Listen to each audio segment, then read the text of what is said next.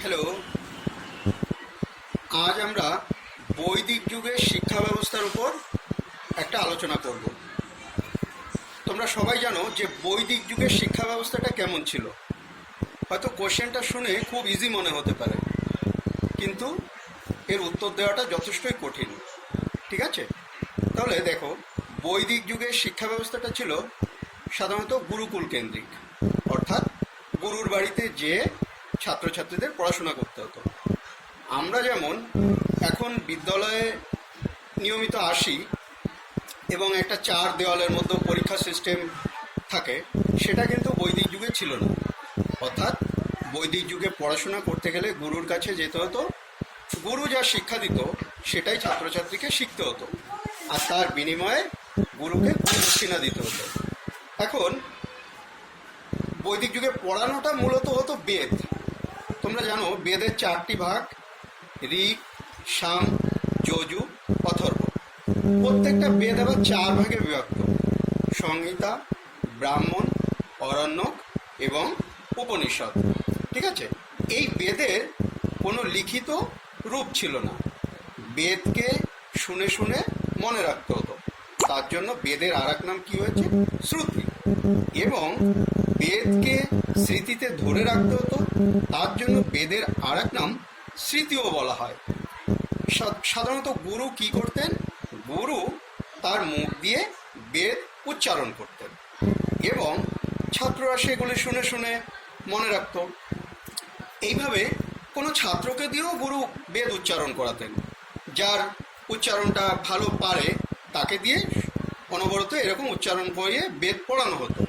এতে কি হতো? একটা নির্ভুল উচ্চারণ বা ব্যাকরণের যে ভুল ত্রুটি সেটা কিন্তু ধরা যেত।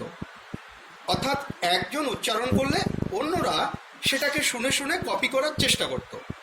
তোমরা দেখবা ঋগ্বেদের ভেক স্তুতি বলে একটা অধ্যায় আছে, সেখানে দেখা গেছে যে একটা ব্যাঙ যদি ডাকে তাহলে সব ব্যাঙ ডেকে ওঠে।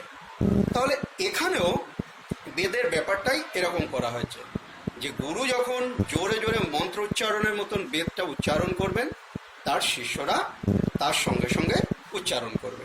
ঠিক আছে, এখন এটা হচ্ছে পড়ানোর পদ্ধতি। এবার দেখব কি কি বিষয় পড়ানো হতো বৈদিক যুগে। বৈদিক যুগে পড়ানোর বিষয়গুলি প্রথমত বেদ, ব্যাকরণ, মহাভারত, রামায়ণ, তর্কশাস্ত্র, স্মৃতিশাস্ত্র, চিকিৎসাবিদ্যা এবং আর একটা বিষয় যেটা পড়ানো হতো সেটা হচ্ছে জ্যোতিষশাস্ত্র। ঠিক আছে, এই বিষয়গুলো কিন্তু ঋগ্বেদে পড়ানো হতো।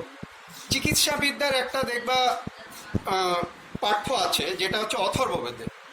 তবে বৈদিক যুগে সব থেকে যে পড়ানোর উপর গুরুত্ব দেওয়া হয়েছিল সেটা হচ্ছে জ্যোতিষশাস্ত্রের উপরে। এবং বিজ্ঞান চর্চাও বৈদিক যুগে হতো।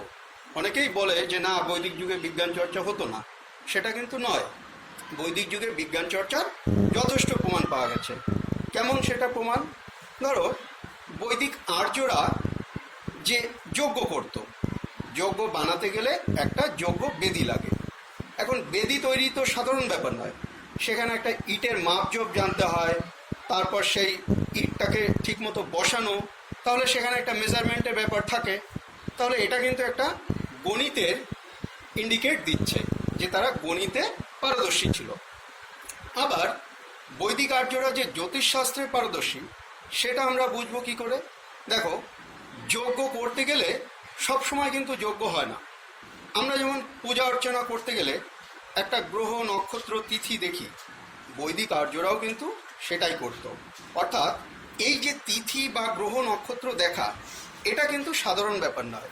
এটা দেখতে গেলে একটু জ্যোতিষশাস্ত্রে তাদের পারদর্শিতা দরকার। তাহলে ক্লিয়ার যে তারা চিকিৎসাবিদ্যায় উন্নতি এবং বিজ্ঞান চর্চাও উন্নতি ছিল। ঠিক আছে, এইভাবে বৈদিক